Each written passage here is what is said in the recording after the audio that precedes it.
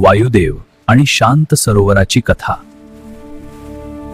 खूप वर्षांपूर्वी वायुदेव आपल्या वेगासाठी प्रसिद्ध होते.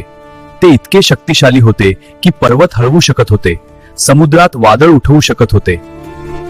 माझ्यापेक्षा शक्तिशाली कोणीच नाही हे सिद्ध करण्यासाठी ते पृथ्वीवर आले.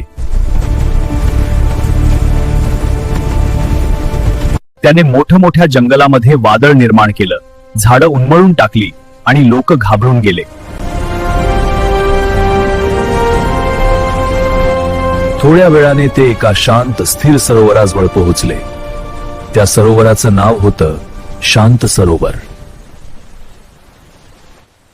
हे सरोवर इतकं शांत आहे, पाहूया मी याला किती हलवू शकतो. ते जोराने वाहू लागले. पण आश्चर्य, सरोवराच्या पाण्यावर फक्त हलक्या लाटा उठल्या, पण ते पुन्हा शांत झालं. वायुदेवाने अजून जोर लावला, पण सरोवर पुन्हा स्थिर झालं.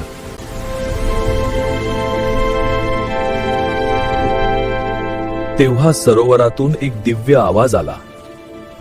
खरी शक्ती गोंधळात नाही, तर शांततेत असते. वायुदेव थोडे थांबले. त्यांना जाणवलं की जिथे ते गोंधळ निर्माण करत होते, तिथे सरोवर शांत राहूनही मजबूत होतं. आज मला समजलं, शक्ती म्हणजे फक्त वेग नाही, तर संयम आणि शांतता देखील आहे.